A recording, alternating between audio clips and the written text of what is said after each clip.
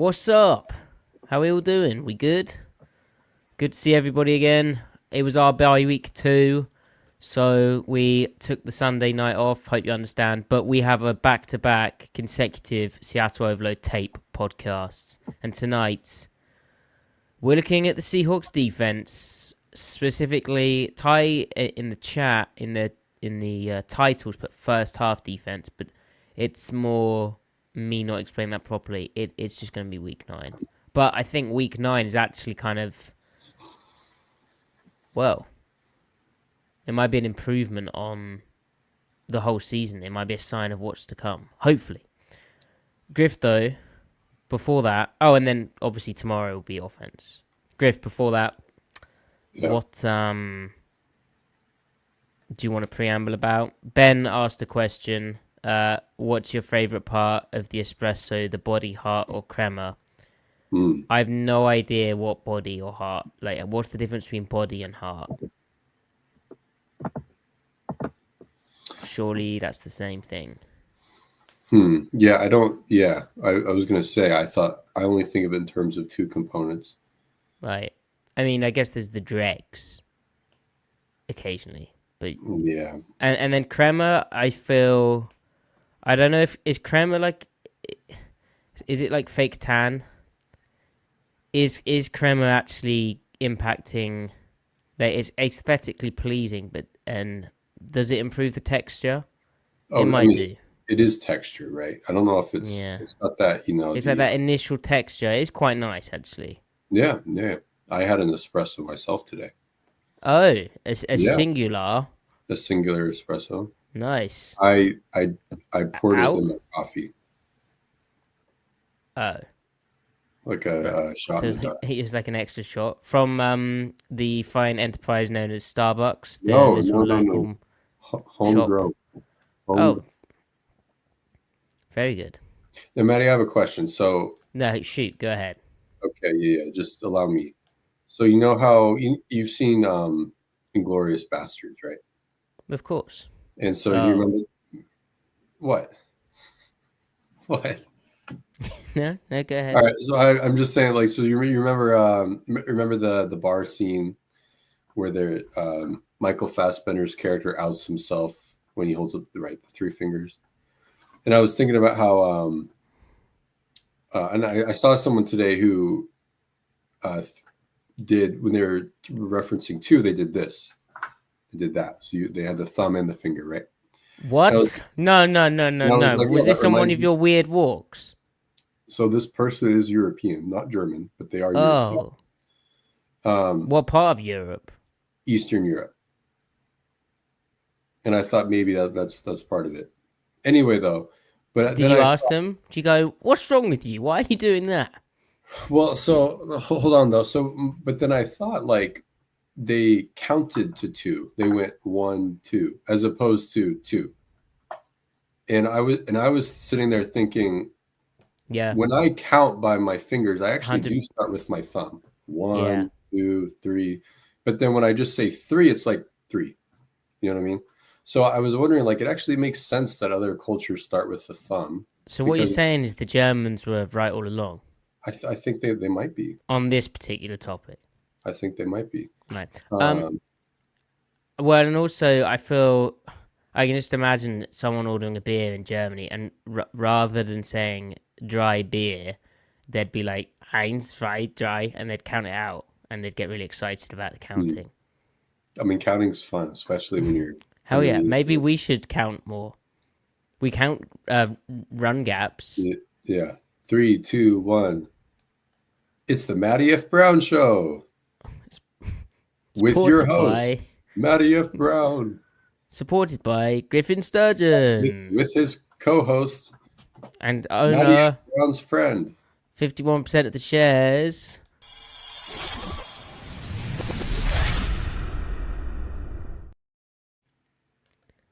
Welcome to the Seattle Overload podcast, where we are recapping the Seahawks Week 9 tape from their loss to the Los Angeles Rams. However, kind of a positive note, because we're looking at the defense, and that was a massively improved defensive performance. Specifically in the run defense area, which we're going to explore further, maybe revisit some past narratives, some past takes, see how they aged, if we have to take the L or perhaps not. But first, Tyrel Dodson has been cut, Griff. So the Seahawks starting weak side linebacker, a guy who they signed to significant money. I mean, it was his first opportunity to be a starter in the league. He even played some Mike for the Seahawks.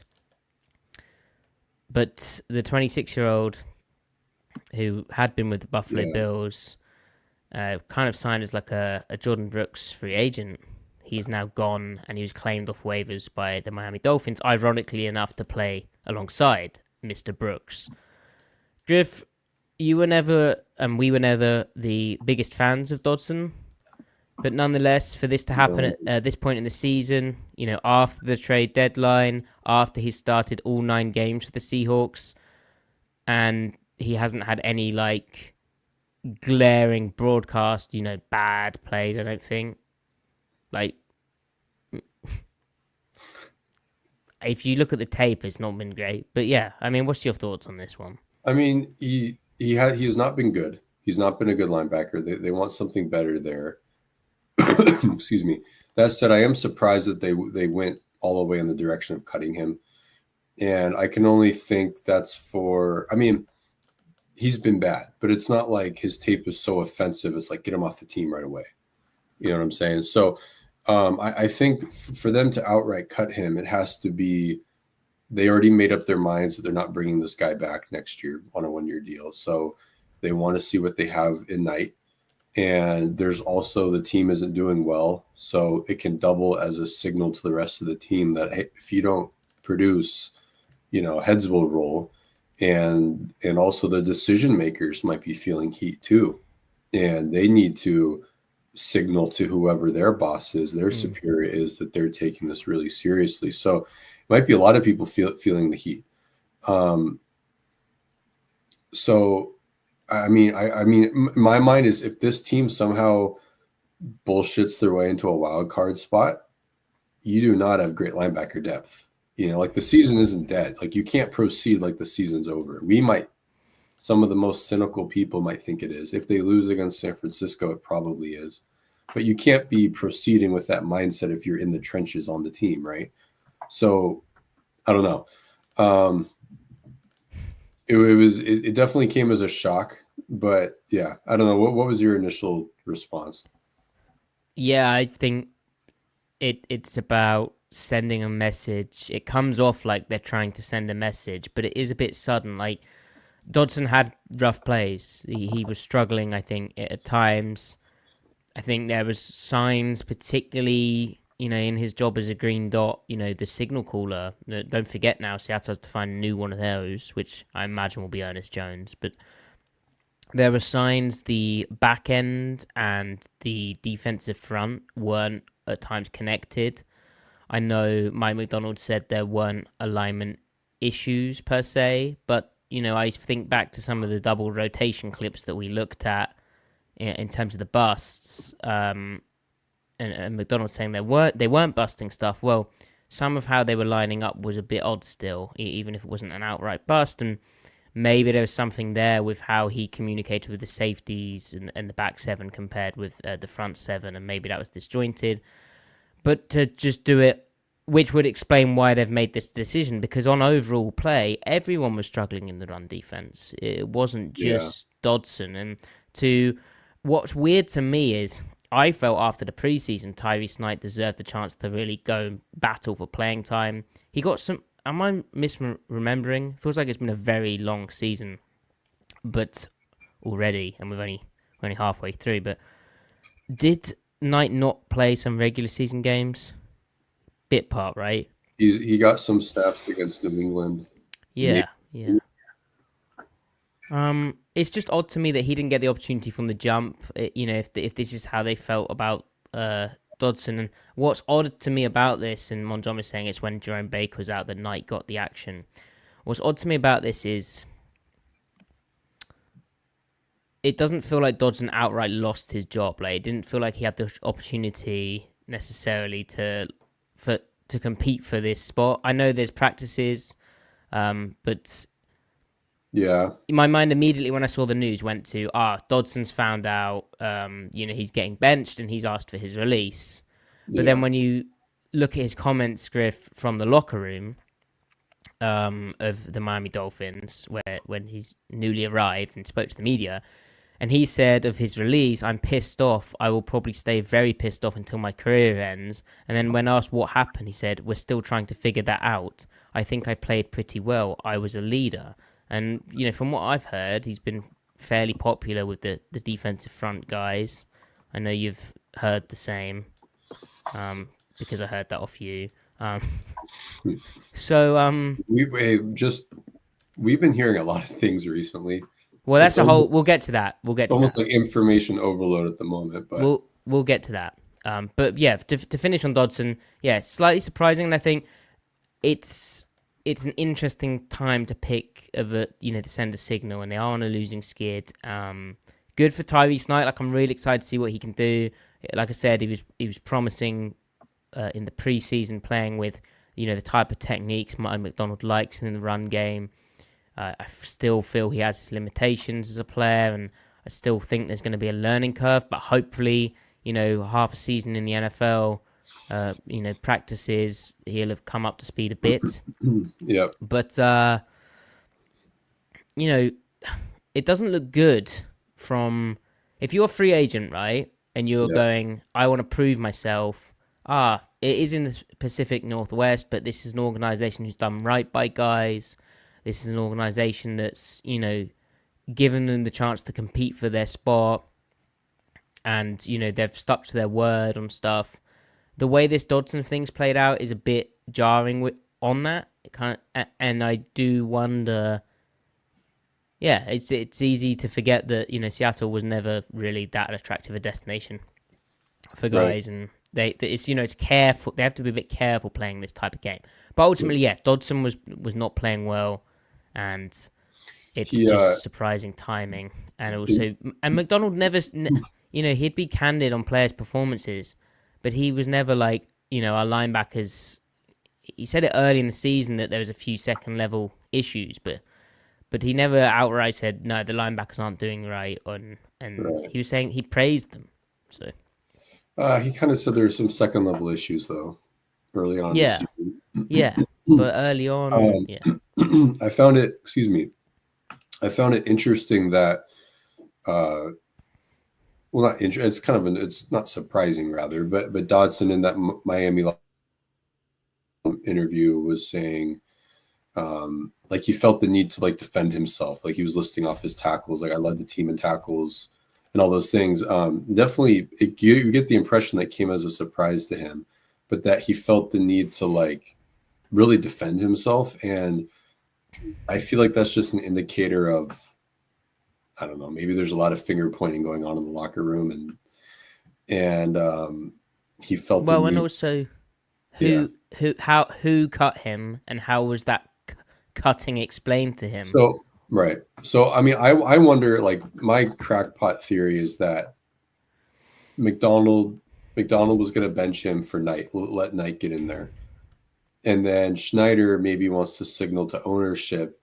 Maybe it was Schneider's idea to cut him to signal to ownership, like, hey, I'm not messing around. I'm being proactive about all this, because maybe Schneider's feeling heat. Because ultimately, if this season ends poorly, they're not going to fire Macdonald. They might look at a coordinator. I don't know. But if the whole premise was last year was underperformance, and then you change the coach, and you're holding to your premise that the coach is a good coach, then who else is left to point at? It's John. So maybe this is Schneider being really, again, severe and austere with his decision making. No half measures. Like maybe he's telling Jody and Burt Cold upstairs, like, no more half measures. It's all, I made the trade for Jones. I got the other guys. They didn't work. We cut our losses quickly. So maybe something along those lines. Maybe Macdonald was like, look, I have no interest in playing him unless Knight gets hurt. Yeah. And then John's like, all right, yeah, well, we're not going to bring him back next year. I don't know. maybe it's a cap decision. Ultimately, though, what we can say is they've screwed linebacker up last offseason. They screwed up bad, and it's led to a false start to the Macdonald era. Yeah, and it's crazy because, and we don't know what happened with Jordan Brooks. There's some informed speculation that maybe, that was a Brooks decision to not sign in. Well, it was obviously his decision ultimately because he didn't sign in Seattle. But maybe it was more the Brooks side not wanting to come back to Seattle than Seattle not wanting him back. But at the same time, the team didn't seem to show too much of an interest in retaining him, and yet you're seeing him excel in a very similar Ravens tree, Mike Macdonald style defensive system down in Miami, playing fantastic football.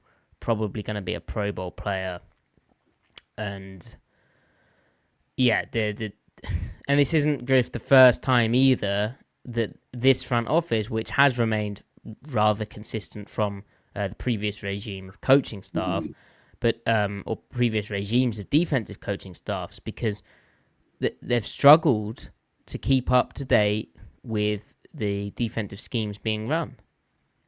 Yeah. So I don't know which example. The best example for me would be in 2022, right? Seattle moved to a Vic Fangio scheme. They hired Clint Hurt. They hired Sean Desai. They changed their entire defensive language to the Fangio stuff. And by doing that, they moved to a 3-4 personnel on the roster. And there was all this talk from all of the off season, mainly front office type murmurings about needing to acquire 3-4 defensive front players because they're now running a 3-4, and that's all well and good. But in 2020 and in 2021, the Seahawks ran the most 3-4 looking fronts, like bare fronts, where ideally you want either edge to be able to rush and pass rush, get after the pass rusher, or drop back into pass coverage than they had before. And when the Seahawks tried to acquire those players with even more aggression in 2022, they ended up with basically a team who, one, didn't run as many of those bare fronts as maybe they were expecting and as we were expecting. They ran more 4-down fronts, more like 4-3 stuff. And two, whether it was the coaching staff that they hired, probably part of it, but also the players they acquired, they struggled so badly in the more two-gapping techniques that the Fangio system requires that they ended up having to basically scrap those types of techniques up front and go back to their old way of doing it. And that was a player-led initiative. Mm-hmm. So it's not the first time we've seen a front office struggle to acquire pieces for a scheme change. I think there's always going to be a year of acclimatization that might be inevitable. At the same time, when we're, not to pat ourselves on the back, but when we're seeing, you know what, this is probably going to be an issue, or this guy fits, I don't know why they hadn't kept him. It's unusual. I mean, in 2021. After a year of running those bare looks and upping it even more so in 2021, they banked everything basically on Olden Smith being a guy who could be, when the pass rush and the edge rush is super important. It's Olden Smith, we'll just go cheap there and that'll work. And they gambled, and that did not pay off. If it had paid off, maybe it'd be a very different situation, but it didn't. So just bizarre stuff from the, it seems like a disjointed, somewhere, the way the scheme is explained to the coaching staff is not very joined up, particularly, I think, on defensive front stuff. Right. Yeah. The players that are not meant to be stars, that's something that I thought historically Schneider was really good at. Well, during the period where there was the dearth of blue chip-esque talent brought in from 2013 to 2020 period, 2019 period, as far as who they were drafting and stuff, I thought one thing Schneider did really well were bringing those players that are not meant to be stars, your floor players. Every team has ceiling players and floor players, and how good your floor players are to other teams' floor players matters a lot. That's That's one of the reasons why the Seahawks were winning 9, 10, 11, 12 games from that period from post, from 2018 to 2020, right? Even though we looked at it like, well, this roster is missing big talent here and there, and I agree with that, but I think we underrated their support players. So those players were pretty solid. That's something I think Schneider's generally done a good job of. Ironically, now that he's kind of been drafting well, in my opinion, since 2020, I think 4 of the last 5 drafts have been pretty good. I think where he's starting to screw up now is being cap efficient, spending efficiently with those guys, again, that aren't meant to be stars, that are meant to support those players. They're the wrong type of role players because they're role players, right? They're playing bit parts. Mm-hmm. And those guys need to be fits because they're fitting around guys that are kind of scheme proof, more or less. And as you tweak the scheme, like that's year to year, that's where I really wonder, like, what are the conversations between the coaching staff and the GM? Brady Henderson he emphasized a lot this past offseason after they fired Pete that John really has had a lot of decision-making power that he's been allowed to act on with who he puts on the team, who he rosters. And while that's an fluid conversation between him and Pete, like he had autonomy. And with Macdonald coming in, like John doesn't necessarily have any more autonomy than he previously had, is what Brady chose to emphasize to the world. And that's what was emphasized. There's no reason with Pete Carroll departing for Schneider to lie about his past role. He essentially explained the title was him having the final say in like contract law, but really, right, especially towards the end, how involved do we really think, I really do think John would have had a pretty big say in those things. I think right, it probably changed it incrementally.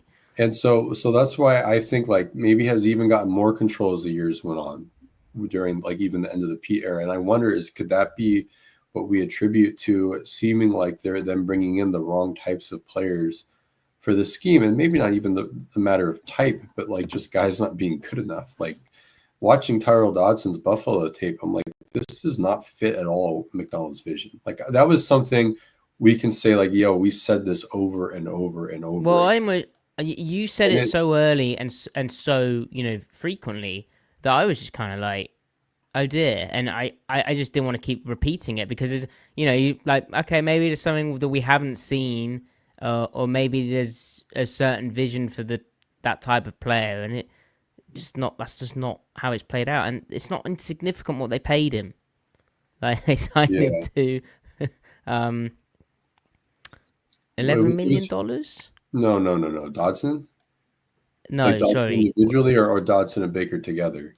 Yes. I mean, Dodson I think together. Was it $11 million? It was $12 million in cap. 12. And the only solace is in that they were in only 1-year deals. So that's them clearly saying like there's a chance this doesn't work out.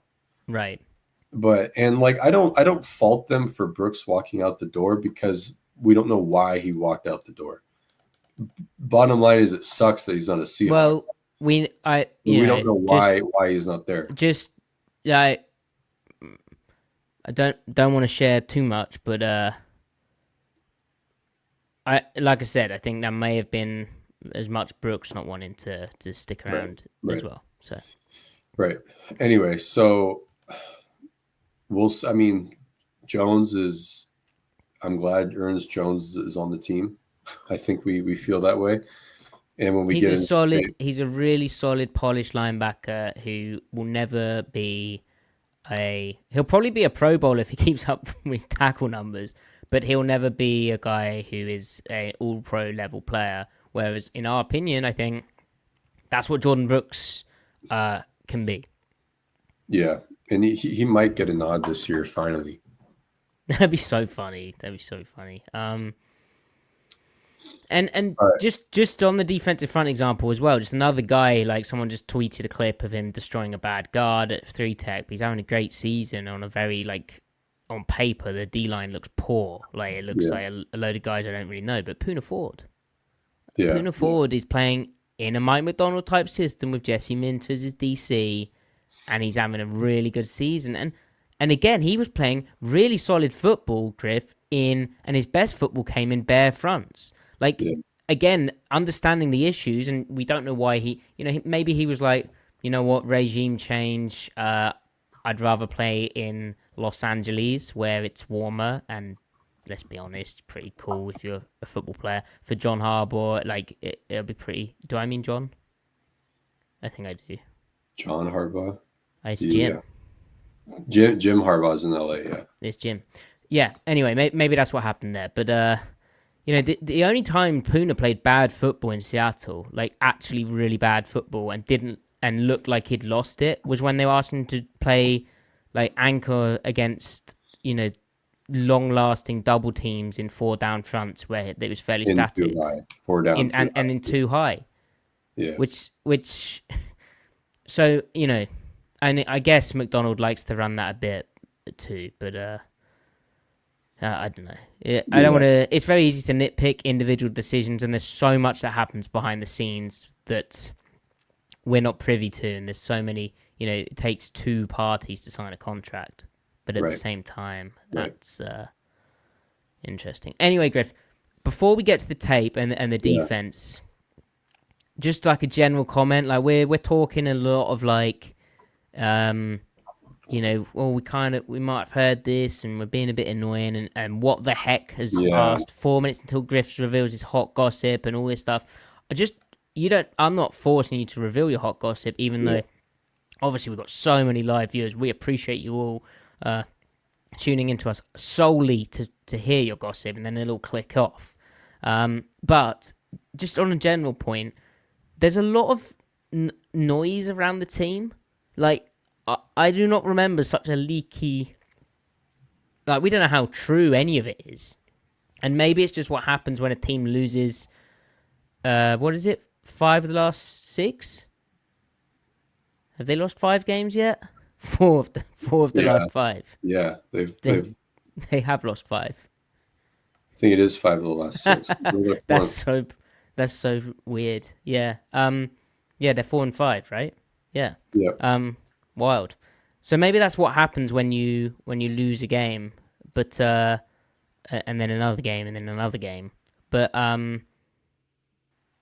just so much noise around the team, and that's unfamiliar. Like, I guess we just didn't really hear it out of Pete Carroll stuff. I mean, even seeing Shane Waldron get fired and seeing how all of those Chicago Bears players are so vocal about like the issues that they had with Waldron, and we never heard any of that out of Seattle players, other than a bit of that JSN weird type interview. All the drama of the Pete teams came after the fact, after that off season. Sometimes it was even we hear about drama 2 years ago, and now it seems like the rumor mill is moving a lot faster, and that's probably a reflection of because they're losing so much. And we know that Pete managed conflict well, and that's another thing of a rookie head coach. It's just so much stuff happens, right?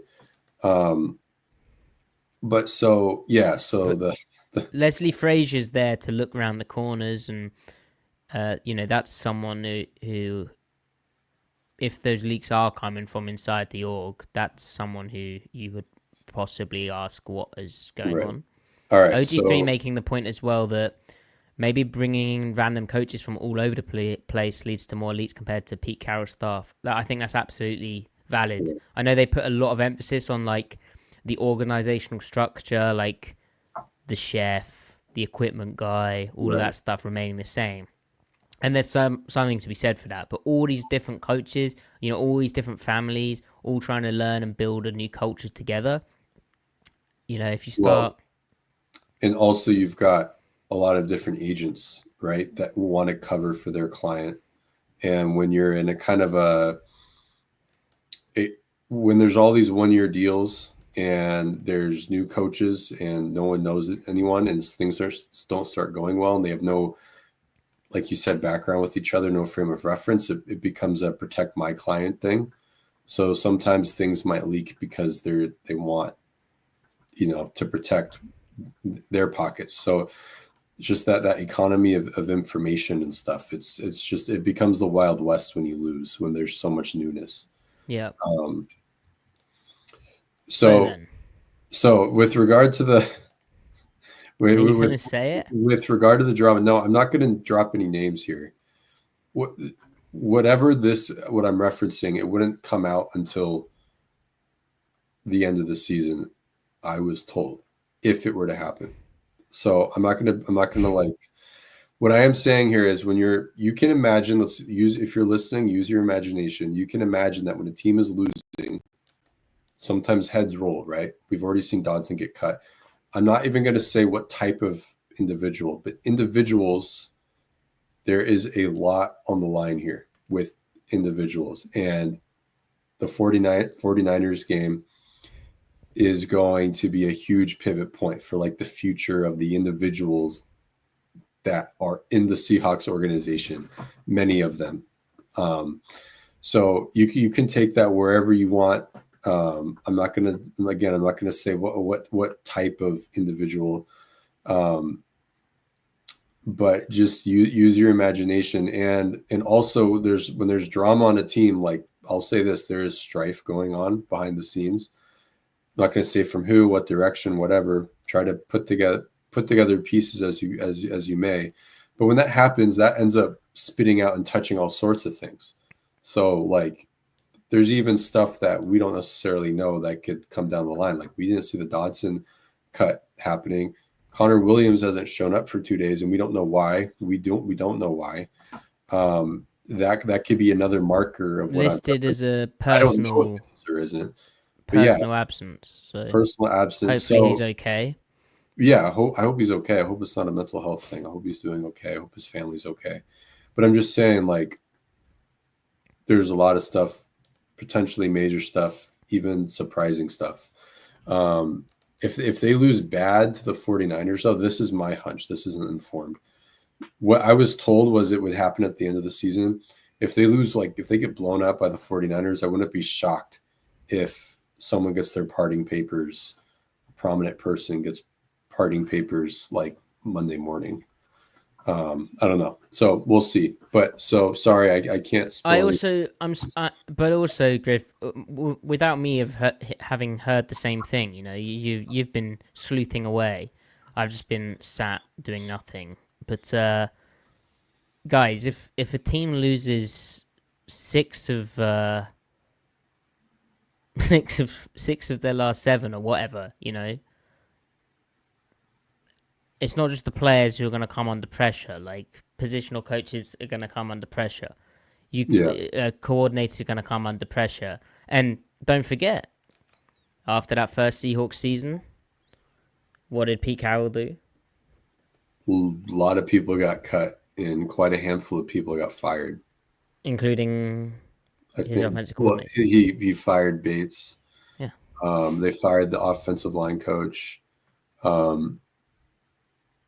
So if this does have, if the particular specific thing that I referenced on Blue Sky ends up happening, I will reference it after the fact, so people aren't left wondering. And if it doesn't happen, I'll also reference that. Great. So people can have their curiosity satiated. Is that annoying for you guys? Would you rather have I not brought anything up? Is it worse? Does it make it worse? I don't know. But what I would say, guys, is my Macdonald signed a 6-year contract, and I think they're probably quite happy with him still. So let's all just chill out. There's a lot of stuff we don't know, and I would be shocked if it had anything to do with Macdonald, but I don't know. Oh, look at all these people annoyed at you, Griff. Disgusting. But Andrew's not. Okay. There you go. Hey, 50-50. Well, it's actually 2/3 a third, but it's fine. All right. Ty, good to see you, man. Ty, we lost Dave Sims today. That's what? rough. No, he's going to New York. Oh my God, I thought he died. No. You prick. I thought you knew the news. Well, I guess he wants to be a part of it. Okay, let's do the defense.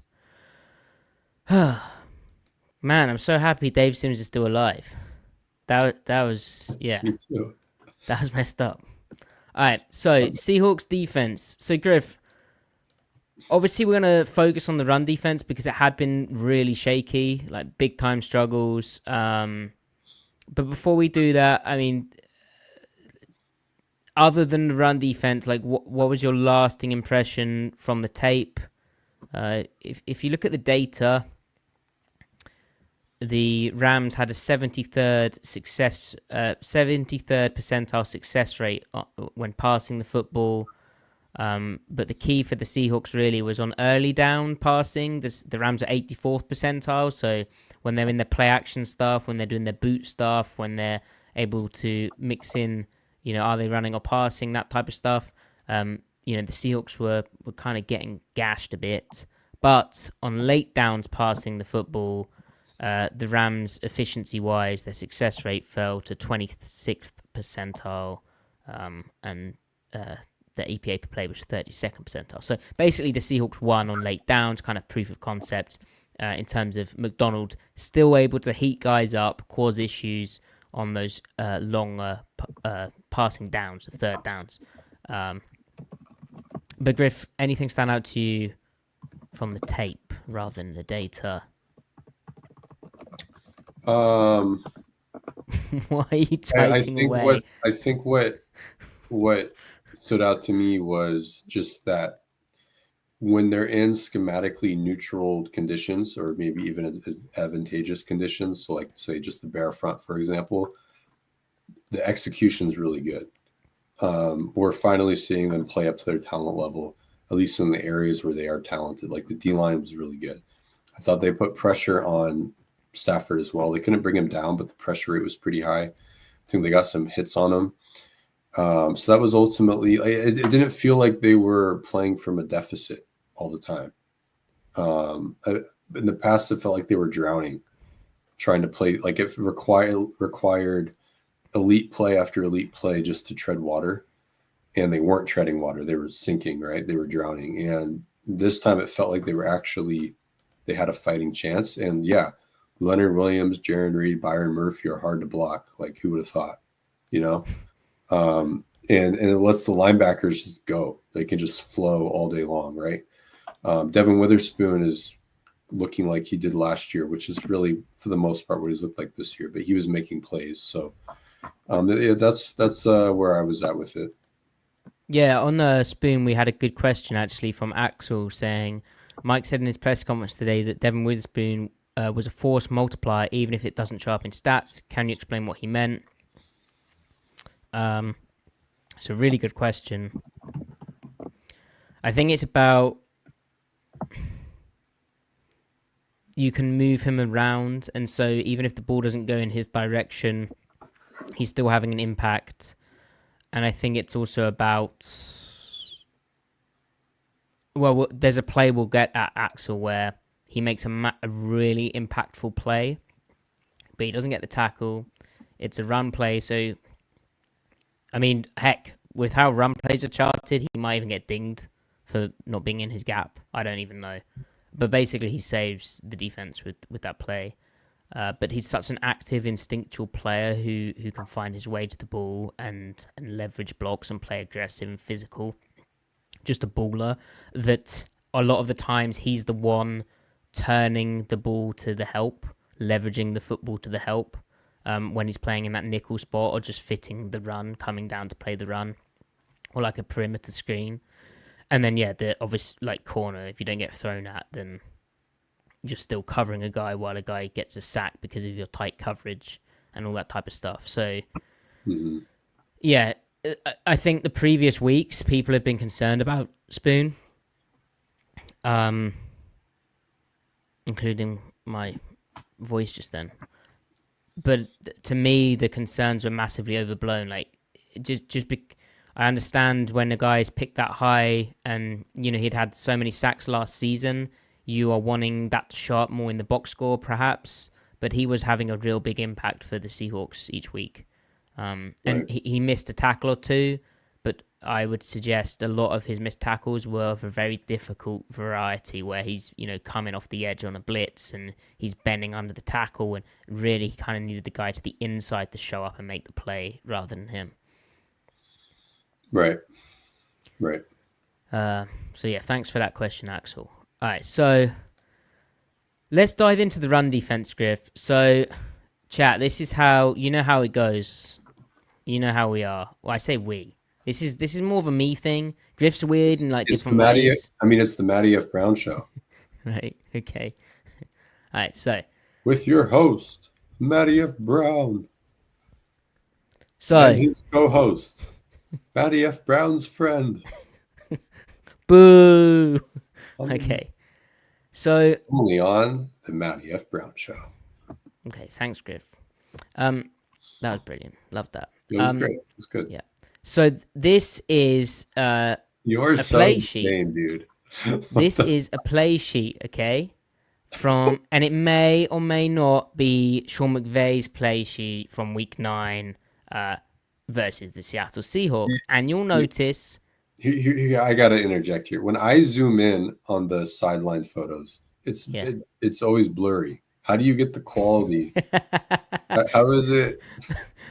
I don't get this part. I have been accused before of having enhancing technology. Yeah, how? Genuinely. Well, no, it's just occasionally they'll slip. But anyway, Sean McVay wrote on his play sheet on the run section, most normal runs look good. So duo, which is, gap without the puller, MZ, so mid zone, and WZ, wide zone. So all of his normal runs look good. Nothing fancy, his bread and butter runs look good. And yet, if you look at the EPA per play for run game stuff, the Rams had a 12th percentile run game in success rate. By EPA per play, it's 15th percentile. Their run game sucked on early downs as well, 13th percentile EPA per play, 14th percentile in success rate. And in late downs, they also struggled. Now, Griff, it's funny to me because after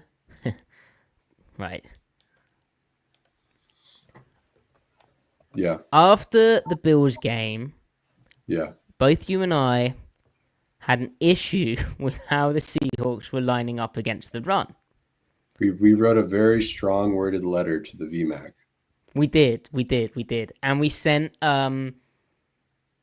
we then did a podcast where we explained our issues, which were the way the Seahawks were playing against a 6 offensive line look from the Bills, which was a specific type of under front defense. And then also a concept called double rotation, where they were not bumping the second level linebackers. They were just straight up double rotating as a choice. And they got gashed against the Bills on the ground game. And so we were like, well, the results weren't great from that. And schematically, what you're doing wasn't very sound. That was our issue with the alignments. Chat, would you like to know what the Seahawks did 0 of against the Rams? Guess what? The Seahawks used no snaps of double rotation. Every single play. Well, I counted 1 at the very end. 1. No, you didn't. What, when they kneeled down? No. It was like on the second level bump. Overtime. It was literally overtime. That doesn't count. That's not real football. Snap. But it was clear, Griff, from that tape that it was an emphasis of the Seahawks to, 1, not run a much under, right? And also, there wasn't a need for that specific type of under, whatever they're trying to do in the previous game, because the Rams weren't coming out in the 6 OL stuff, and there wasn't a pair, there wasn't a big trips look, 3 tight end look. There wasn't a need for that weird under front, but it was very clear that they were not going to line up how they had against the Bills. And there was no double rotation. And in my opinion, Griff, they were far better positioned to play the run. They were. You saw that? Yeah, indeed. When they were in one high even space, they rotated the strong safety away from the 3 technique. They essentially rotated him to an open gap. And when they were rotating him to a closed gap to the 3 technique side, that makes it harder for them to fit the run because you're putting the A gap player essentially in the C gap. And there's just a chain reaction there. Now, the reason why you're doing that is because you want him to be your curl flat defender. You don't want him to be conflicted with an interior gap. But usually when you do that, you try to make them an edge force kind of guy, which is what Pete Carroll will do. But they don't set their front for that to happen. So Pete Carroll would double rotate, but he would slide the front around so that the linebacker alignments made sense. And then he would also shift the linebackers over. So it's just something in the DNA of the base day one install-esque calls for Macdonald that kind of has a flaw in it. Like the Death Star has a flaw in it. And I think Macdonald knows this stuff, but I don't think he ever thought it could be this bad for that long. He had stretches where it was bad in Baltimore, but they kind of just play through it. They kind of figure it out. They beat a block. Right. Beat your block. And the linebackers just kind of vibing a little bit. Like he wouldn't say that, but kind of the linebackers just figure it out. Right. And that just wasn't happening in Seattle. So he had to tweak some things and they never double rotated. It was always single rotation. The bare fronts helped. Getting the nickel involved in the run fits really helped. So, yeah. Yeah. And even with, if they did rotate to a position where the guy coming down would be coming towards the 3 tech, so what would be double rotation, there's one play where they reset the front. So again, back end and front end actually communicating with one another to avoid that possibility. And then there was another one where I think they bumped the second level over, again, avoiding the damaging impact of being double rotated in your alignment, which we saw how damaging that impact could be against the Bills. So very interesting, because obviously, the discourse around that got a bit weird. Anyway, let's look at the tape. Let's enjoy this, because Griff, this is the first time I've been excited to watch. Yep. To actually look a run defense with you.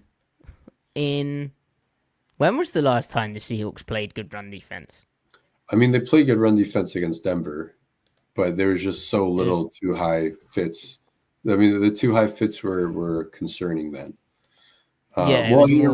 We can say, though, this was their best game all season in terms of fewest yards per carry yielded in too high. It was 4.58, and the next lowest was 5.3. So this was their first game under 5 yards per carry, fitting the run from a too high shell. And their one high run defense was also the best mark of the year. It was 1.68 yards per carry, if I remember correctly. 1.68 yards per carry when you close the box up, when you load the box. That's insane. Right. And it's also worth saying that that is an insane performance. But in previous games where they've been trying to close the box up, they hadn't been getting the results they should have been from that approach. Like even average, right? They'd been pretty bad. Because of, like you said, because of the double rotation thing. Right. And you know, guys not playing together, not playing well. Did you notice any change? It should also say, because they're not double rotating anymore, the linebackers can come downhill quicker and take that double off, which then allows the interior guys to play their primary, secondary stuff easier because they get more single blocks. The combos don't stay on as long. It gets the double team off that D lineman. So that D lineman, rather than trying to anchor against a double for longer and then getting into a secondary gap if needed, it just quickens that process up for him. And really, it kind of is just like he's pure one gapping at that point as Griff disappears. So, chat, on Axel's point about this isn't the best illustration of what we've just been speaking about, but to Axel's point about Devin Witherspoon and Mike Macdonald describing him as a force multiplier, let's go to this play first, and then we'll get to some not double rotating. Oh, crap. You can see my laundry. That's a disaster. I wash my clothes. Right, here we go. How do we hide this? There we go. All right. So this is Devon Witherspoon being a force multiplier. I blue skied this. Is that the term? But I was pumped on this one. Skeet does not seem right. That seems like I'm trying to be younger than I am. Anyway. Yeah, I don't know what to call it. I don't know how I feel. So Seattle here is playing cover 4 on this side, and I believe cover 2 here. Right now it's a trips bunch look, so you'd expect the corner to be the force defender, Spoon to play in here, this edge to play in here.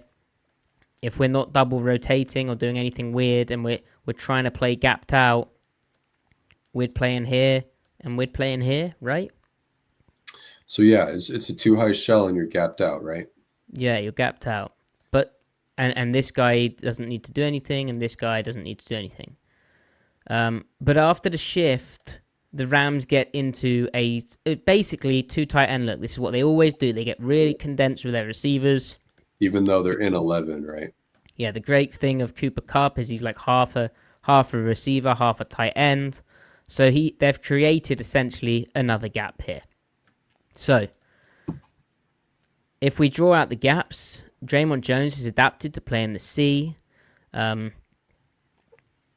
We now have Dodson, RIP, in the B, Jones in the A. These guys are A, B, C, Spoons here. Okay, we've got our corner outside if it goes outside like that. But who has this gap here? Or if Draymond Jones is going to play outside, right? Who has this gap here? So go ahead. Go ahead.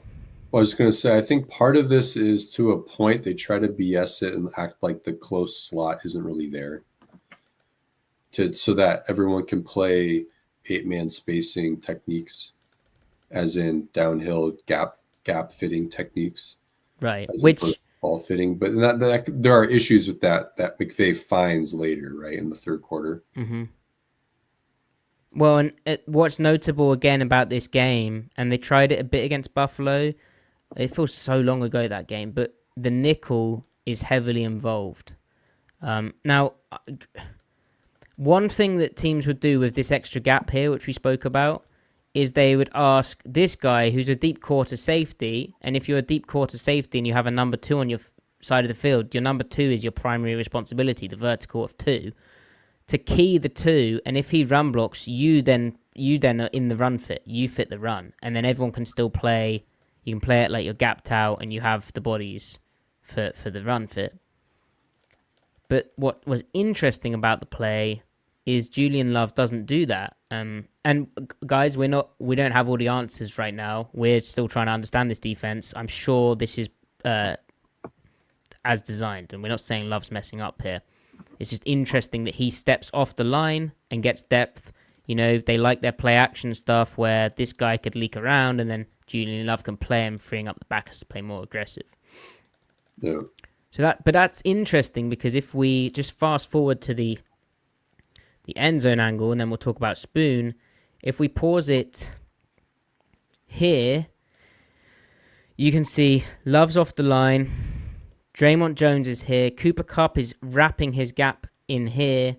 And so if the running back were to cut this play back, where that extra gap is a problem for the Seahawks. They don't have enough people there. We knew they didn't have enough people there. And the way that the Rams are blocking this up, with this guy going to be able to pad back, and if you just ignore this side of the field and focus on here as I play it through, you could see how if the runner had been able to cut this back, that would have been a problem run for the Seahawks.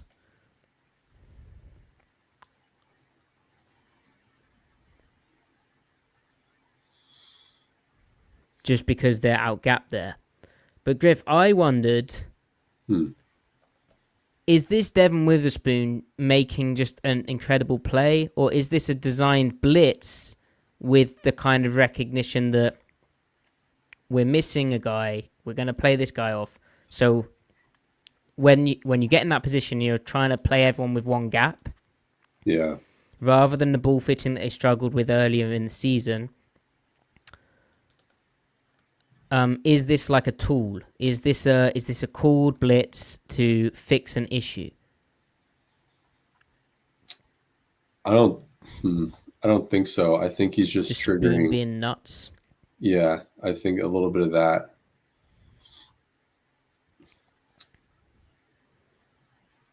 It's cracked pretty early. Yeah. And this is a wide zone play, right? Like, this is designed to hit off tackle. They're not even thinking about the mid-zone cutback, right? It's early in the game. Just the way they block it, they're trying to get to the edge. But Spoon's a force multiplier here because he gets here, which means the back can't stick his foot in the ground and do that. He has to run outside where there's a corner who's unblocked. Yeah, that's interesting. I think it just plays out that way, but I wonder if there are some coaching details there because he knows he's getting cracked. He's like spilling it to the force. Yeah, like he's got to know that he's being cracked somehow, right? Yeah. It's interesting. So Ben asking, did Leonard Williams get reached?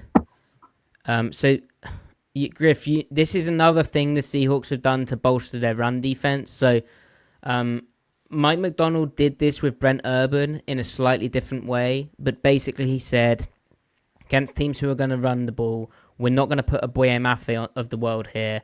We're going to put a big 297, 6'7" dude here.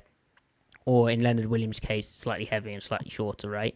But we're going to play him as a sixth technique and take care of that C gap, reduce him down.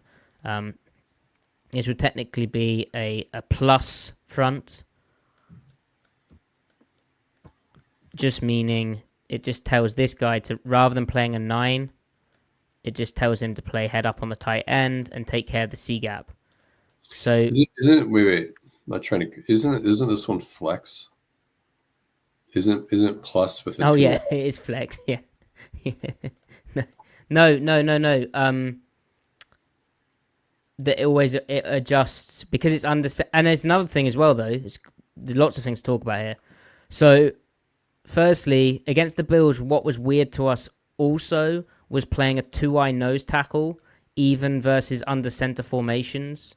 That was more of an under front deal, but here you'll notice under center, let's adjust back to a shade. But Griff, generally the fronts adjust to being a shade if it's under center and the 2-eye if it's gone. Okay, cool. That makes sense. And then, I mean, there's an article that I wrote with the fronts in them. Right. But flex makes more sense because he's flexed inside. Yeah. Look at that. Right. Well, that writing. It's good writing. So, thank you. So here's Leonard Williams. That's not really reached. Like, he has dominated the C gap, Ben, and also he's taken this double off of Job, who's the flat corner, who then gets the sharp unblocked against the run. I mean, it's a tough rep for Leonard. You probably don't want him turning, but he has to get off the block at a certain point, Yeah. Just keeps everything clean. It also kind of keeps, because Murphy's in a 3 technique, right? Yeah. It kind of keeps the tackle off of him as well a little bit. Right. Which allows Murphy to maintain work his back one to the and work down the line. So yeah. So this is and another thing is when the Rams did have condensed spacing, so meaning this corner has to come up quicker if these guys block down because suddenly the edge is there much faster than if this guy was out wide and blocked down. But the corners were very, particularly if they're the cover 2 side, so they've got flat responsibility. they were much quicker in coming up to play the run and setting the new edge if they got the crack here, which you'd expect. But in previous weeks, the Seahawks didn't seem to be doing that. But like I said, in previous weeks, they weren't facing too much of this condensed stuff, like the Rams do it so often. But that's a really cool run fit.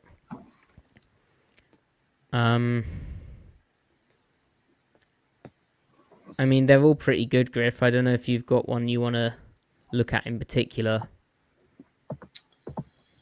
I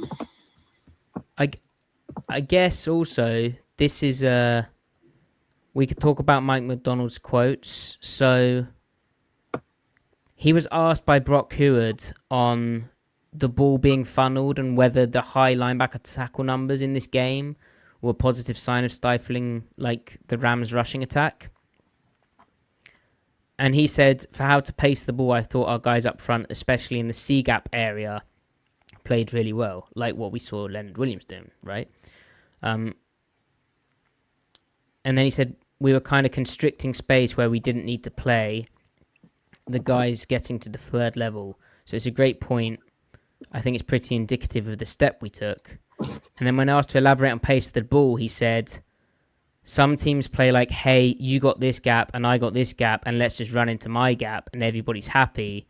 But what happens is you don't get overlap. It's hard to like populate the ball that way. We kind of play like inside out to the ball. And so I felt like our guys really felt like how we were playing blocks up front to play off of them. Just leverage the ball to your point where we could make the tackle when it cut to the linebackers. Now, me personally, Griff, I hear what Macdonald's saying there, but a lot of this tape is more guys just running through their gap. Right.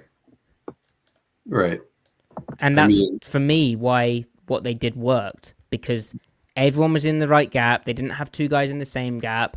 They weren't double rotated putting two guys in the same gap. We have everyone with one gap on the field.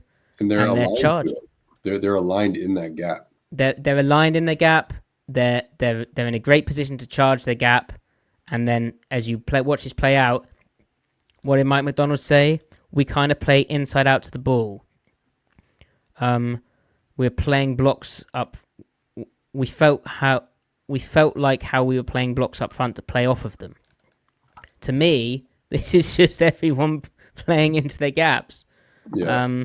Ernest Jones is a bit more cautious, I guess, but Spoon is just a nutter. But anyway. Yeah. Spoon beating that fold from Nakua because the linebacker fold or the receiver fold, the backside fold is what makes you out gapped again, even though they're in one high here. That can add an extra blocker. It forces the corner into the action, and the corner has to get into the action like here, which after clearing run pass, as we saw in previous weeks, Griff, is quite difficult. Right. So that Witherspoon can do this type of thing is just insane, man. He just makes it happen. Does he get credited with the TFL there? Perhaps not. And again, Axel on the force multiplier point. This is a force multiplier right here. And we see on previous weeks this type of position when it was Kayvon Wallace, even Julian Love at one point, they tried to fit this slow and outside in. You have to spill this or beat it there so that the corner can then make the play, because otherwise, if you take that on with the wrong shoulder, it's hitting right down here and your safety's one-on-one making the tackle like 15 yards.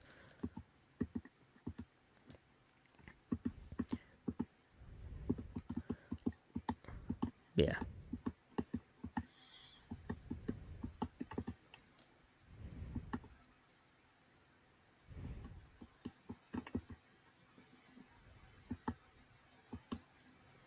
Okay.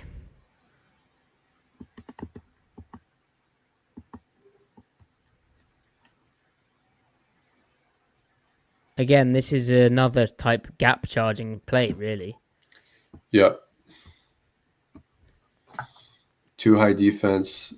and yet Witherspoon's in there. Again, Nakua outgaps you, so it kind of becomes ball fitting, but I think 7 versus 8 or 8 versus 9 is still easier than 6 versus 7.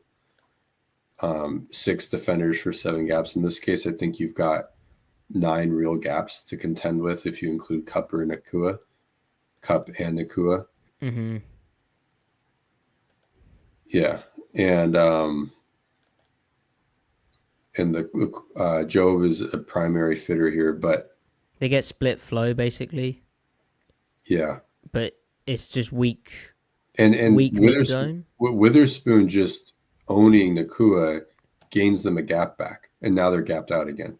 You can see the front side of the play. I mean, even though Dodson ends up on the ground, you can see what him doing does for Reed.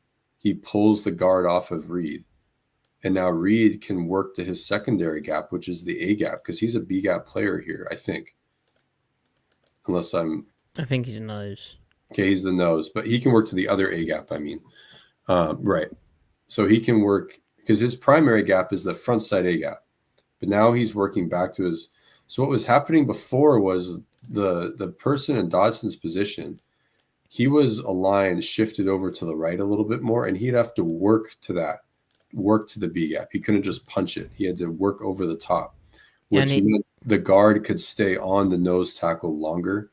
Now that Dodson is punching the B gap immediately because of his alignment, it makes the guard come off of the nose tackle, in this case Reed, immediately, allowing Reed to play his secondary better. Yeah. So it's just a cascade effect, right? Everything fits together like Tetris now. Yeah. And rather than shooting the gap so much on the front side in particular, they'd play here and then they'd just step with the back footwork and play lateral, which again is just taking way too much time and not getting the double off.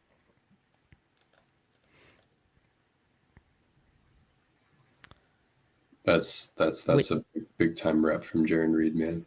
Yeah, and he can do that. Like, he will do that, especially when you get him singled up on a center. Yeah. So this is kind of what we meant about why the alignment was so important, and we were so critical of the alignment the previous week, because now the players are positioned more in where they need to get to. Suddenly, there's so many knock-on effects from that. Like, forget about it. This is And the other thing as well is it now allows their D-line to show just how talented they are. Mm-hmm. So for this picture, left to right, Witherspoon is your E-gap player. You've got Roy Robertson Harris in the D-gap. C, B-gap, Jones A, Murphy A, Dodson B, Hall C, and then you're kind of BSing Nakua. You're kind of saying that gap outside of him isn't real unless he folds in, right? Yeah. And you got 2 deep safeties, so you're figuring out 8-man spacing where you're fitting every gap formed. You have a defender. Yep. And this allows guys to just go forward. They don't have to pace it out, play laterally.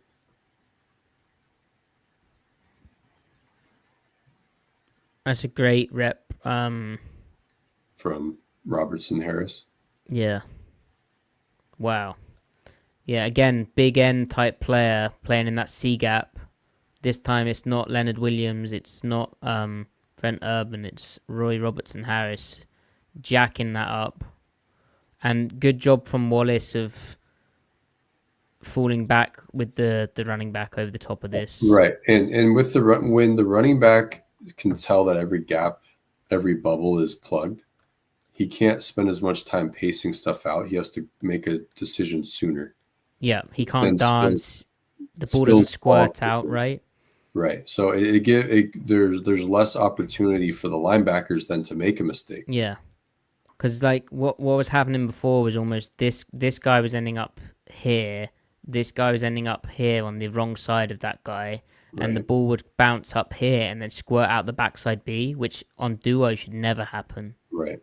Right. But the battle just escaped to like daylight, which should never have been there. So like those runs against Detroit where they just go literally right down the pipe. Yeah.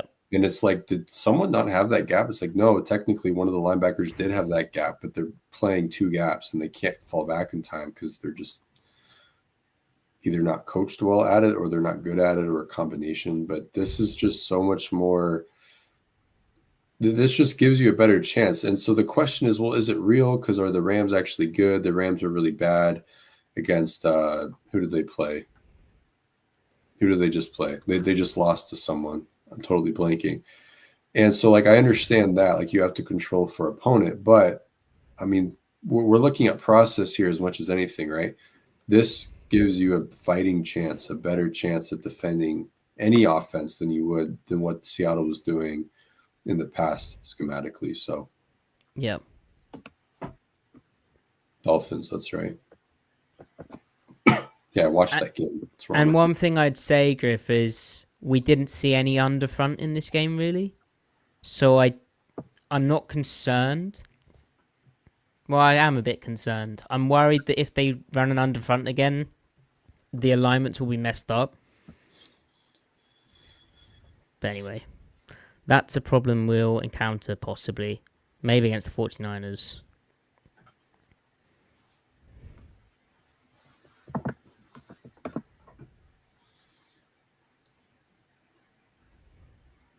Okay, cool one here.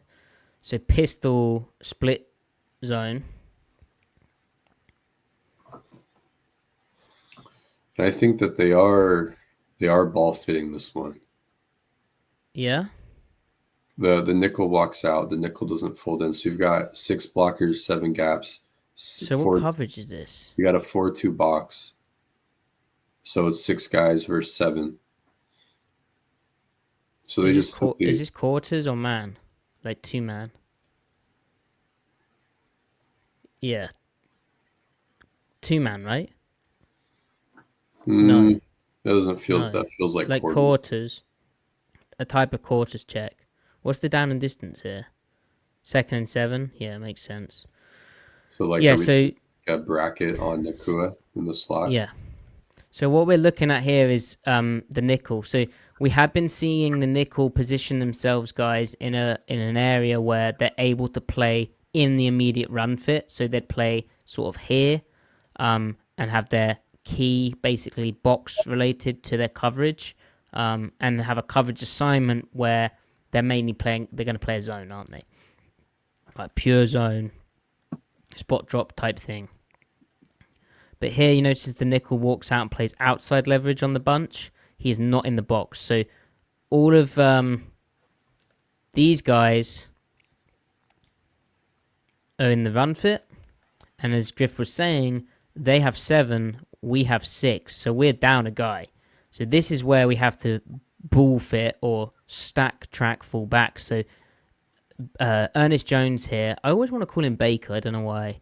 He's playing like C to the open A, and Dodson here is playing A to the B, or if they get action this way, he'd be playing B to the A, and Jones would be playing A to the C.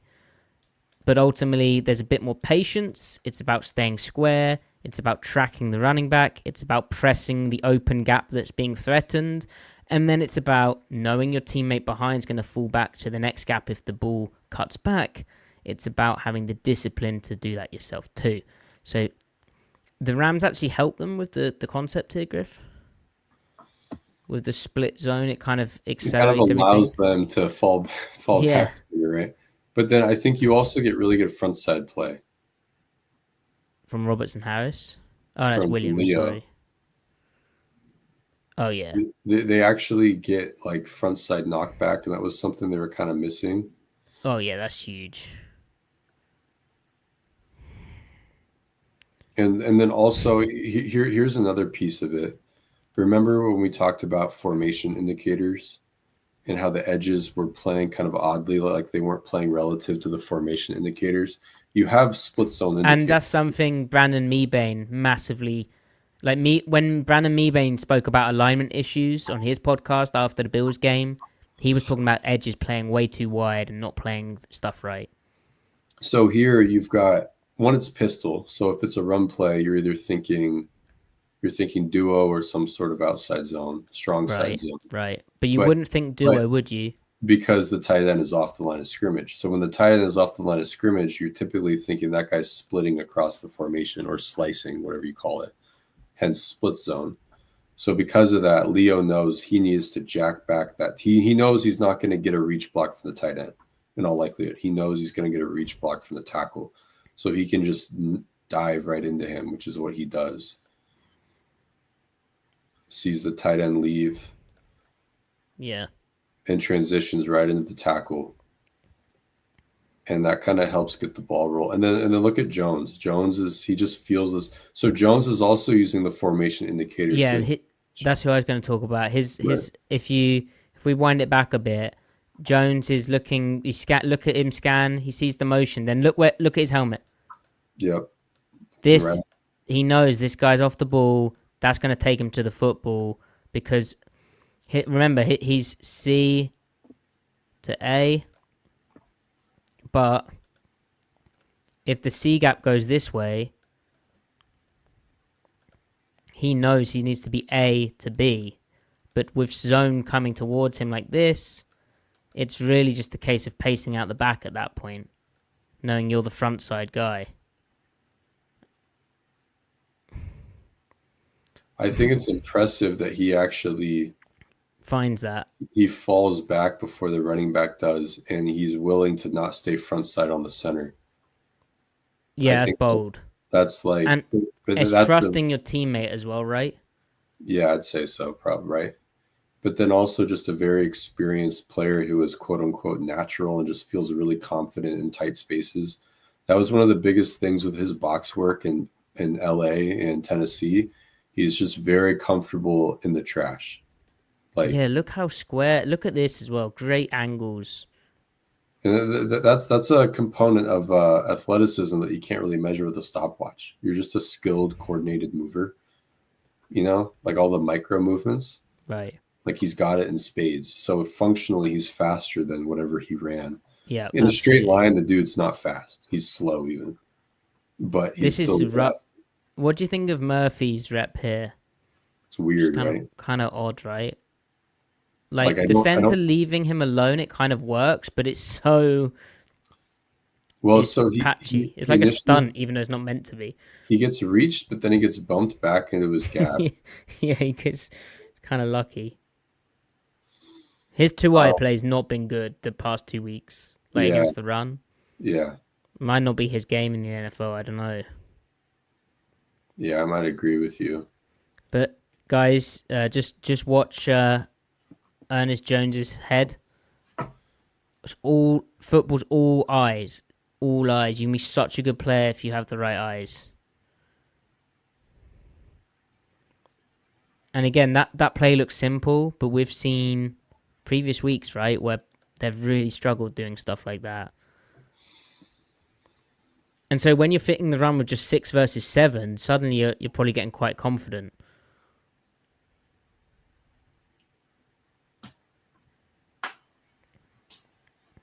So Griff, one question I had, their early down pass success rate was obviously higher than their running. Yeah. Was that because this is an underfront? And look, they don't double rotate.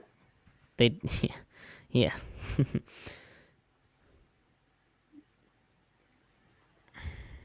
Almost a hero play from Kobe. Almost. Yeah. So, one question I had, were they selling out to stop the run and that's why the pass was higher? I have my ideas, but do you think... I mean, I think their willingness to stay in too high and try to make it work is not necessarily selling out. I mean, you're conceding a little bit, but you're still keeping your coverage menu relatively open. When you put the nickel in the fit, then it becomes harder to use like that vertical hook technique match to a cover 2 side. You can also get RPO'd, right? Because the nickel can get red because you're conflicting him. Excuse me. So outside of that, I mean, I don't think so. I think there's a right balance to it. Yep.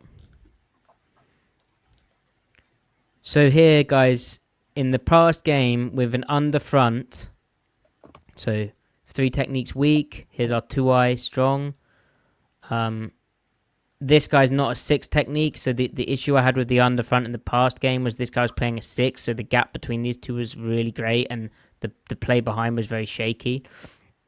But in the past game, they were spinning this guy down here, and they weren't bumping this guy here, and so they're ending up in the same gap, basically. It was a mess.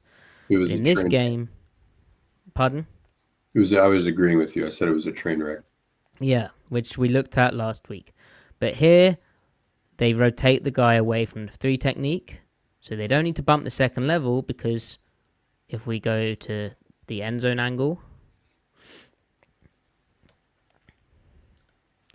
A gap, B gap, C gap, A gap, B gap, C gap, D gap, corner can, right? Simple. Yeah. Everyone's in their gaps. And do they stunt as well, Draymond Jones inside? Yeah, I think so. Is that a blitz from Kobe? No, I don't think so. I think Jones is just trying to make a play. Well, maybe make a play, but I don't think he wants to get comboed from the tight end. I think he's trying to gain the tight end and then ends up getting reached by the tackle. Makes it work. Because he sees the tight end looking at him, and he doesn't want the tight end to combo or down block on him. Yeah. But the whole point of a 5 technique to a 3-man surface is you want the tight end to get on you to keep the second level fitter free. So right. Jones kind of screws them up, and then Kobe almost makes a brilliant play, frankly. Yeah, isn't it funny how philosophically they've decided to put their big end as the Leo, like the flex side rusher, the guy away from the tight end? Yeah. And maybe they're playing left and right at this point. I don't think they were, though. Like, typically, guys, the big guy would be the 5 tech because of what Griff just spoke about. Well, to your point, Matty, mid-zone, right? You run mid-zone to the weak side. Yeah. So maybe you want your bigger guy there to reset the line of scrimmage. Yeah, it's definitely part of it, I think. Anyway, guys, again, force multiplier spoon. Like, he is basically the first man to the point of attack, the point man, if you like. He's a very important player here. And he just... I mean, the Rams receivers aren't the biggest, are they? But they block their ass off. And so... They really not the size of the dog. It's that Mike McDaniel quote, "You get what you emphasize." McVay and Shanahan, they emphasize the shit out of it. They must, right? Because no block, no rock. But look at Devin, like, take the challenge though. Yeah, and he draws the hold. I love it. Like, Witherspoon is such a utility player. Yeah, I kind of want to see what Devin looks like playing like a deep quarter just for the hell of it. We've seen him in deep half. In the disguise stuff, right? Yeah. Yeah. You just want him driving on a dig? He's kind of like the theory of Marquise Blair, like the idealized version of that at safety. That's kind of what Devin has turned into a little bit. Yeah. This was a play where Dodson might have been told off. So what's interesting about this, though, structurally, is that it's bad, right? Well, the nickel is to the field, but the weak side, the passing strength, is to the boundary. Yeah, a big part of this game was the Rams kind of messing around with the Seahawks. Have been setting their front to the field a lot, and then nickel to the field. Someone DM'd me about that actually, which is a good observation. Yeah, and it was like the whole game plan of the Rams was toying with that, and you know, if they were gonna run a certain type of run play, put the tight end into the boundary, or here put the dangerous slot to the boundary where you're gonna get him matched up on a backer rather than a nickel. So what this does, though, when you reverse the picture, it kind of turns the Will Dodson into the nickel. Correct. It turns the nickel into the Will. Yeah. But you're still gapped out here, right? Right, and to that point, guys. Actually, never mind. I thought they bumped, but they don't really need to do. Actually, they are gapped out even with Nakua if you include the corner. Yeah. But it gets screwed up because Dodson has a B gap bubble. Yeah, this is why B gap bubbles are bad, because he's responsible for the vert of 2, but also the B. It's just weird to me that he dropped like this when it's under center. Like surely the vert of 2, if it's play action, like hard play action like that, should not be Dodson. Anyway. Yeah, you wonder what his process was. Maybe he's thinking drift or his eyes are immediately looking at. I guess that's kind of a hi hat. I don't know. And that's a pass set, kind of.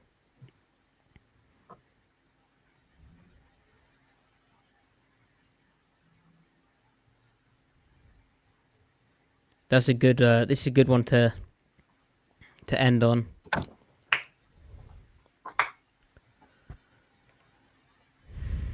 So very similar type of play in terms of the formation. But Griff playing gapped out, right? Like, everyone has a gap, and Spoon playing inside to spill that block where there's the corner who can help. Because if he ends up on this side of it, then it can go here. Yep. Leveraging the ball. And D-line being pretty studly. Pretty nuts here. Dude, Witherspoon kicks Nakua's ass this game. Yeah. That might have been why he was so pissed. I didn't think he played this deep into the game. Yeah. And again, look at Dodson coming down, the will coming down to the B gap, what that does for Murphy here. Combos off him immediately. Murphy can play primary, secondary, just like Reed did, right? Yep.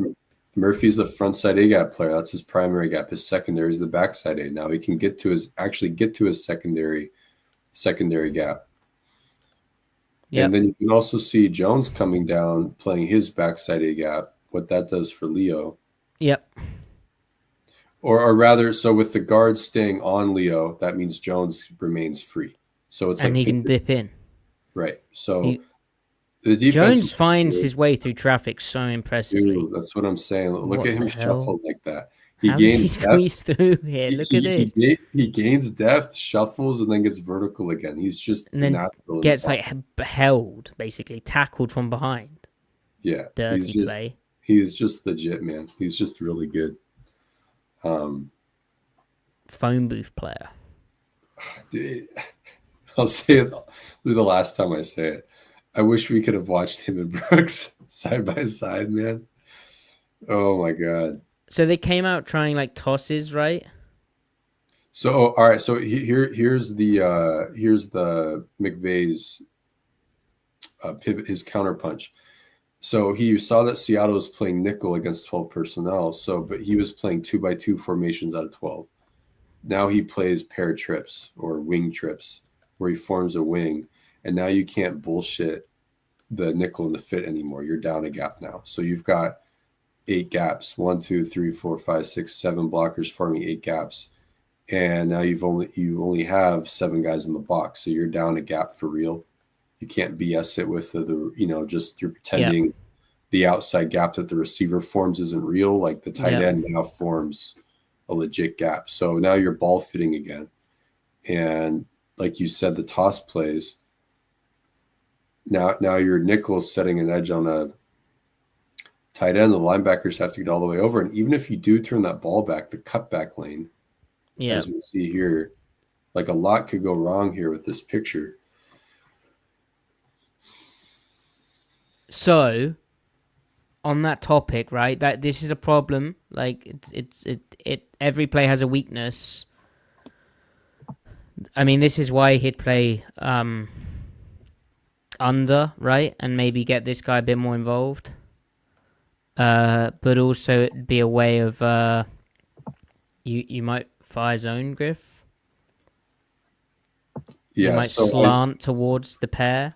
Because in the third quarter, McVay averages like 5.5 yards per carry on them against this look, out of literally wing tight ends, and then Seattle in nickel too high, right? Mm-hmm. So if you want to maintain this picture to the offense, because the purpose is you want to be sound against the pass, then off of this look, you have to mix in, maybe spin the safety down off of it, right? But then also, like you said, fire zone. And really why you would fire zone is so that you can replace the backside gap where everyone gains a gap to the front side. So Who would you send? Yeah, no, you're right. And against this actual picture. What I'd do is Yeah. Okay, there you go. And then Love becomes a one-on-one player with the backside receiver, right? Okay. Yep, that's what you got to do. And that cleans up the if it plays out it takes the gap out. Yeah. Yeah, and if you play it right, Dodson can kind of be an extra cutback player. And they actually get defensive holding here on Hankins, and the reason why, and Dodson's alignment here is crazy. Again, surely that makes more sense, right? Like it's anyway. But the reason they get it is Hankins is so conscious about keeping this off for Dodson, because ultimately, right? But if this guy gets to Dodson, we have issues, and he holds him.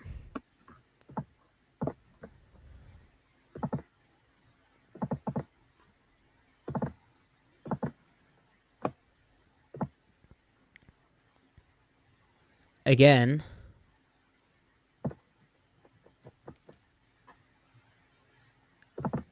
in the previous game, and it helps because it's an over front, but we're not double rotated. We're rotating to the open gap. And so, look where they ran the ball, into the unblocked safety, bang. Yep. And look, Dodson playing here, gets that guy off Hankins, forces the back through the opening to the unblocked safety coming down into his gap.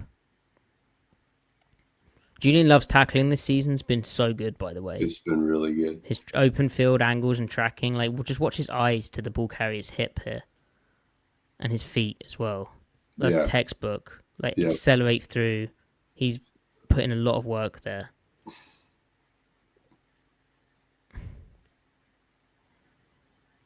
Yeah, he's really been good coming downhill this year.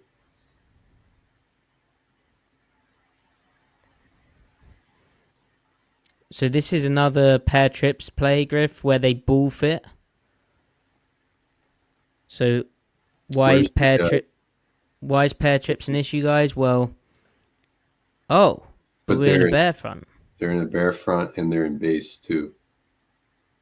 So that was his fourth down, Macdonald's fourth down counter to the counter punch was base personnel. So McVay ran him out of nickel, essentially. That's why you need the fire zones in nickel so that you can remain in nickel when you want to. In this case, they got out scot-free, at least defensively. Because when you fire zone guys in nickel in those 4 down fronts, what you're essentially doing is creating a bear front after the snap because of how you move your line and how you bring an extra guy on the edge. So yeah, as Griff said, they went to this base bear look. What's interesting about this bear look is that guy's a 3-tech, that guy's a nose, the guy to the tight end's a 4-eye. This is an edge. I would have to go back and look. But all I'm saying is this is how Adam Dirty would have been taught bear from a different tree. And I don't think Macdonald did it like this in Baltimore. Macdonald did. I know that in Soak, Macdonald did have a 4-eye, typically to the Y. Yes. To the tight end. But I don't know. I don't remember exactly. Usually this guy played 4-eye, but I guess it comes down to technique preference. Well, he's got odd and soak. Yeah. So for him, odd is the true tight, like 4I04. Yeah. But then soak is 4I03. Or it can be, I think one of them can be 505 at times. Right. Correct. That's probably odd. That's odd. That is odd, yeah. But anyway, what we get, because they're playing two high safeties and it's pair trips, so this corner has a number 1 to worry about. We get more ball fitting because this is a gap, this is a gap, this is a gap, this is a gap, this is a gap, this is a gap, this is a gap, this is a gap. So it's 8 gaps, and we only have 7 in the box, right? So this guy can play the force, this guy can play the B, this guy can play the A, this guy can play the B, this guy can play the force, but then who's going to play this A? Who's going to play this C, and who's going to play this D? It's these guys have to stack, track, and then potentially fall back, depending on where the runner goes. Right. And you get a duo run, which is the change up off of the toss play look, right? Yeah, and you get a little movement here. You do get a little movement. That's interesting. So this is quite a cool play, actually. So this is a good supplementary call. So we're going to slant this guy here. We're going to... Typically, this guy would play in here, right? Yeah, to lag. Well, maybe too high he wouldn't. But anyway, he moves here. Then we get this guy moving here, and we bring a B-gap linebacker pressure, which means this guy, rather than having to worry about in here, he kind of knows we're all moving this way. And so I sort of just need to press downhill and then fall back with the running back. Mm-hmm. Probably in here. It would be A to D for Jones, technically. Or B to... Oh, no, you're right. B to D, my bad. B to D, yeah. So which is a lot cleaner for him, right? Much cleaner, right. And I love how he paces this out again, his shuffling. And that it would be very easy to get sloppy at the end, but great use of the hands to keep himself clean into that tackle and make the tackle. Guy's a ball player. He's a hooper, man. Yeah.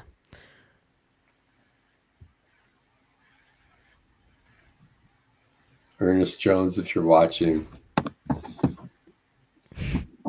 we love you. Do you think he's watching? His agent's watching. Yeah, he's like negotiation. Hey, Ernest Jones' agent, if you're watching, DM. Send the Titans playbook. We'll propagandize for your client if you give us resources. Yeah. Doesn't have to be the Seahawks one. Listen, we can be bought. Oh, yeah, 100%. Oh, this is... perfect play to finish on, chat. Right? This is what was not happening, okay? So you call it whatever you want, okay? So their base defense, as Griff disappears, they're in the base defense, okay? So right now it's an under front. There's pair tight ends over here. Here's our 5 tech. Here's our nose. Here's our 3 tech. Here's our edge. Here's our edge. But hold on a second. What's going on here? The safety's wanting to come down. If that safety comes down like this, we're going to end up with the safety going down to the 3 technique and being in the same gap as the linebacker.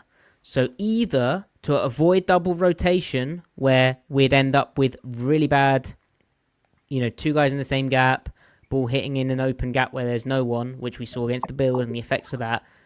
So to avoid that, we either need to shift this guy here and shift this guy here, or we do this. You see, look how much communication's going on. Baker Jones shifts the front. Hopefully his agent isn't watching. Dodson bumps along, and we have much better angles now. In actual fact, Kobe Bryant doesn't have a gap, does he? He's playing his number 2. But I just thought that communication to avoid a... I guess it's not really that. But anyway, just the front communicating with... I haven't seen the front communicate like this, really, with pair looks before. Yeah, agreed. And he's communicating him out of double rotation. Yes. Which is still a thing, right? He was going to rotate literally on top of him. Right.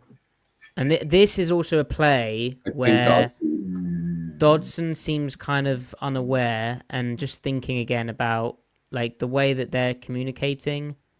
There seems to be something going on between them, which is not optimal. So anyway, and why is the run?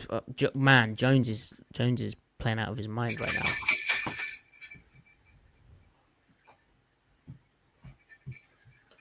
So you've got the tight end splitting back across the formation, right? So this is a fun one. So Kobe technically would have to would be the force on the split block because Jones is spilling it because he remains the C-gap player.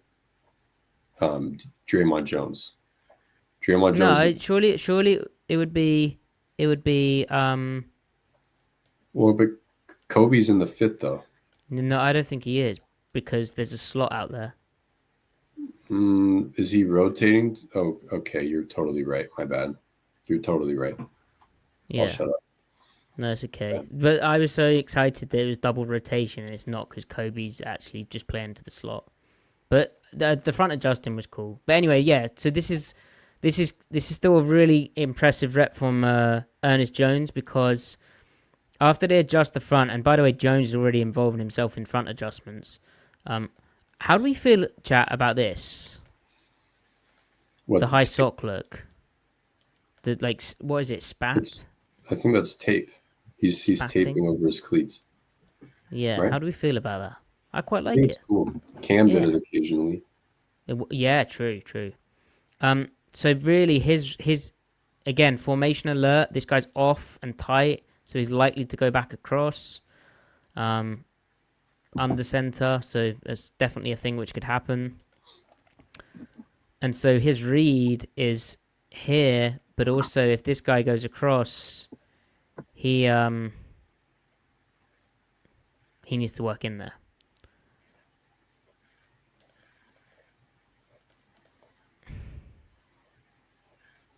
Wait a second, they're screwed up. No. Are they? They've got the corner in. Yeah, but what gap would he have? Is he falling into the B gap? No. Okay, all right, but you're overthinking this really bad. Mafe is the D gap player. Reed is the C gap player. Yeah. Hankins no, is but when the B gap player. Right. With the fallback, the corner would have to be the A gap player. Jones becomes the backside B gap player. Dodson becomes the backside D gap player. I see what you're saying, but that's they're out gap. That's why I hate over fronts against this because this is what happens in cover 3. Yeah, I see that. It's straight up what happens. But you shouldn't do it against a wing. Unless, you can because the only thing they ever do is this, and then you can press here, and then the back cuts back to you. Yeah, but then it could spit out front side again. Yeah, unless your D tackles are good, then you don't have to worry about it. Yeah, you just need good D tackles. Look at Jones though, man. He's so good. That's the point. Ernest Jones is good. That's what we're trying to tell you. Now, see, Matty, what's going to happen now is the masses writ large, radio, whatever. Yeah. They're going to say Ernest Jones is really good. And he's not doing anything different than the guy that we're not even going to mention here that you guys know who I'm referencing did. I mean, like, he does less than him, even. But like, I love Ernest Jones, but he's going to get credit that another guy didn't get credit for. If only people talked about him more, you know. Yeah, whatever. It's good though. I love Ernest Jones. He's a very good player. I'm glad Wow. he's with the team. That was a long episode. Chat, thank you so much. I see your questions. They have influenced us. Much appreciated. We'll be back tomorrow night with an offense, like what's wrong with the offense thing, because it's way less impressive than this one, I think. It's a big question. And we'll also preview the 49ers game. Score predictions. It's getting tight. It's getting tight with the Monjumbo spreadsheet. Please like the video. Apparently, people are always going on about the algorithm, but apparently it does make a difference. So please like the video, share it, skeet it, tweet it, do all that type of stuff. Yeah, Ben, we'll talk about Abe Lucas coming back. That's exciting. I think. Is it? I hope so. Can't be any worse, can it? Imagine being out for that long and then it's like, good luck. You have Bosa. Monjumbo, those last two clips were second half run defense. We kind of interlaced that a bit, but maybe it could have been more organized. Anyway, another big test for this defense against the 49ers. All right. Griff, closing wisdom, thoughts? Follow Griff at C-Mike Spin Move on Blue Sky. Follow me at Matty F Brown on Blue Sky. We're trying that out a bit, kind of. Very serious. Chat, don't forget to bully Maddie in the comments about watching Children of Men.